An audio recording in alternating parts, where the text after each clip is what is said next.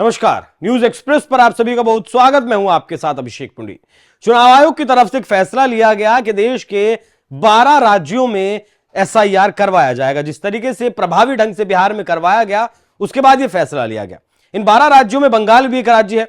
लेकिन जैसे ही एसआईआर की प्रक्रिया शुरू होने वाली थी और फिर शुरू हुई बंगाल में, वैसे ही ममता दीदी बौखला गई।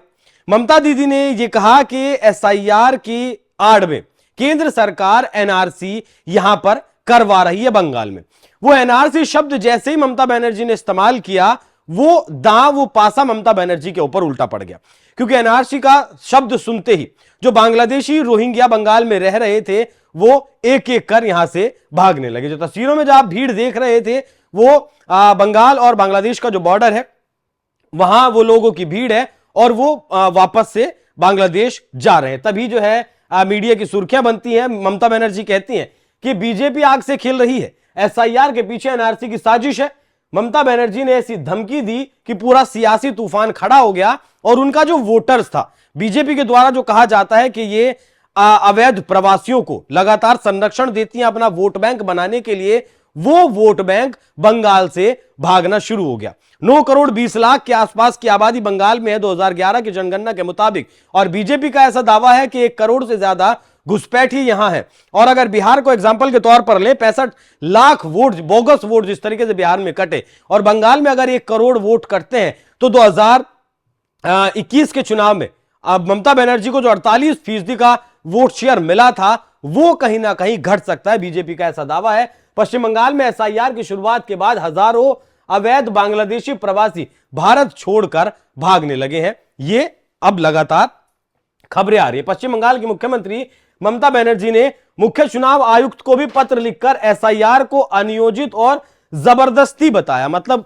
ममता दीदी का कहना है कि अनियोजित तरीके से किया जा रहा है और यह पूरी तरीके से अवैध है। जब बिहार में एसआईआर शुरू हुआ था, तब भी मामला सुप्रीम कोर्ट पहुंचा था, और अब जब बंगाल में शुरू हुआ है, तब भी कई पार्टियां इस मामले को लेकर आपको सुप्रीम कोर्ट पहुंचे। उत्तर प्रदेश जैसे राज्य में भी एसआईआर हो रहा है, लेकिन वहां इसका बहुत ज्यादा विरोध नहीं हो रहा है। अब 2026 में विधानसभा का चुनाव बंगाल में होना है। उसकी दृष्टि से इस पूरे तथ्य को अगर समझने की कोशिश करें कि ममता बनर्जी को कितना नुकसान हो सकता है, क्योंकि जो भीड़ थी उसमें से बहुत सारे लोगों ने यह भी कहा कि हम पिछले 10-15 साल से बंगाल में रह रहे थे, हमारे पास वोटर आईडी कार्ड भी था, हमारे पास आपका आधार कार्ड भी था, और हमने चुनाव में भी यहां हिस्सा लिया है, कई बार मतदान भी किया है। तो कुल आबादी 2011 की जनगणना के हिसाब से 9.1 करोड़, हिंदुओं की आबादी 2011 के हिसाब से 70.5%, मुस्लिम आबादी 27%, ईसाई 0.72% और बौद्ध 0.31%। लेकिन 2025 आते आते ऐसा दावा किया जा रहा है कि जो 27% की आबादी है, यह आबादी 30 से 33% के आसपास हो चुकी है। क्योंकि और विधानसभा चुनाव के अगर नतीजों को देखें, पिछले नतीजों को, तो 2021 में 213 सीटें ममता बनर्जी को मिली थी।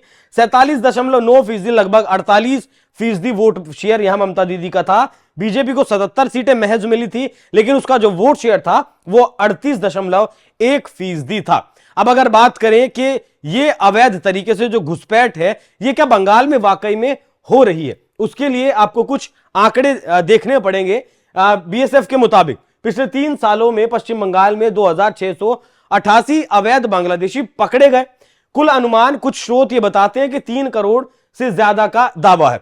और फिलहाल दावा यह भी है और यह पुष्टि भी हो चुकी है कि जो 10 जिले बांग्लादेश से बंगाल के लगते हैं, उनमें से 9 जिलों में लगभग 105% आधार कार्ड है। मतलब सरकार की नजर में अगर वहां 100 लोग रहते हैं, तो वहां 105 आधार कार्ड बनाए गए हैं। उन जिलों में 105, 70, 80, 85, 90% तक पिछले लगभग 12 से 13 साल में जनसंख्या की वृद्धि हुई है। वो भी मैं आपको आगे बताऊंगा। बीजेपी का ये जो मतलब राजनीतिक अनुमान ही से कहेंगे, जिसमें 1.2 करोड़ बाकी राज्यों में चले गए और कुल 3 करोड़ है। मतलब बीजेपी का दावा ऐसा है।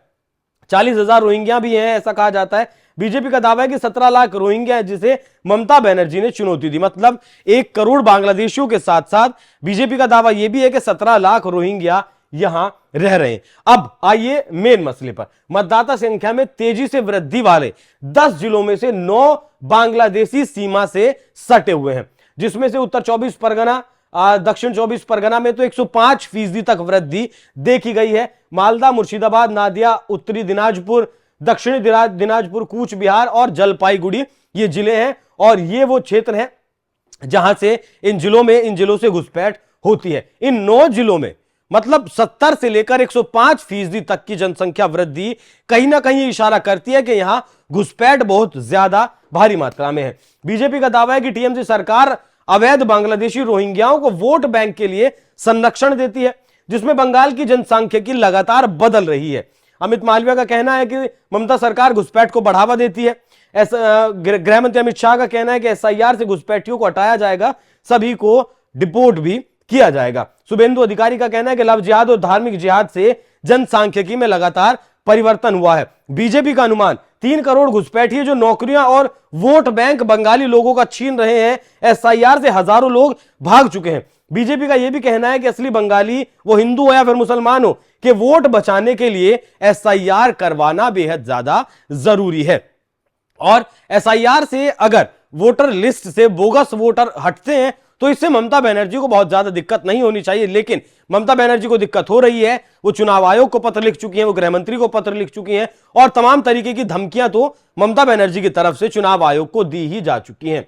बीजेपी का दावा यह भी है कि सीमावर्ती जिलों में मतदाता संख्या में असामान्य वृद्धि हुई है वो टीएमसी को फायदा पहुंचाती है। 2021 में बीजेपी के वोट शेयर में कमी भी इन जो अवैध प्रवासी जो वोटर बने हुए थे ममता बनर्जी के संरक्षण में, उसकी वजह से ही बीजेपी को जो सीटें आई थी, जो वोटिंग परसेंटेज ममता दीदी का बढ़ा था 48% पहुंचा था, वो इसी वजह से पहुंचा था। एसआईआर को वोटर लिस्ट का शुद्धिकरण बताया गया, जिसका टीएमसी विरोध कर रही है।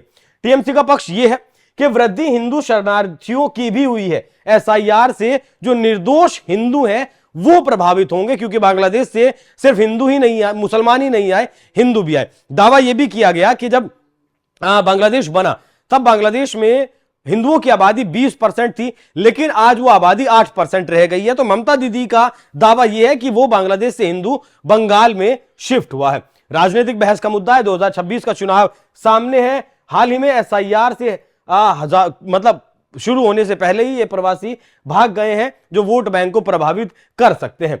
बंगाल में लगभग 1 करोड़ रोहिंग्या प्रवासी हैं, ये कहना है शुभेंदु अधिकारी का। बांग्लादेशी मुस्लिम वोटर मृत वोटर, डुप्लीकेट एंट्री और फर्जी वोटर है। चुनाव आयोग को इन नामों को हटाना चाहिए। यह बिहार के एसआईआर के अभियान के बाद उनका बयान था शुभेंदु अधिकारी का, जहां 50 लाख फर्जी वोटर पकड़े गए थे। अधिकारी ने यह भी अनुमान लगाया था कि बंगाल में संख्या 1 करोड़ से ज्यादा हो सकती है।